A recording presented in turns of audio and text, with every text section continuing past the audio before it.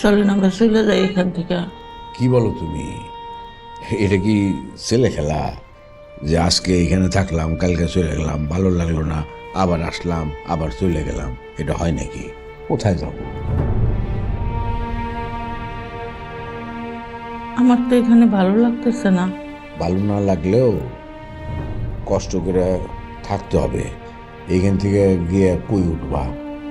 গ্রামের বাড়িতে তো এখন যাওয়া যাবে না, এটা জিনিসটা বুঝতে হবে তো, তাই না?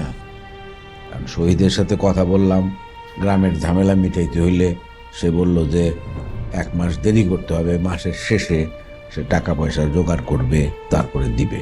তো এখন হুট করে আবার এখান থেকে চলে যাব, কোথায় যাব? এর থেকে তো বস্তিতেই ভালো ছিল। চলেন বস্তিতে চলে যাই। আপনার এইখানে কথাবার্তা কয়, আমি সহ্য করতে পারতেছি না।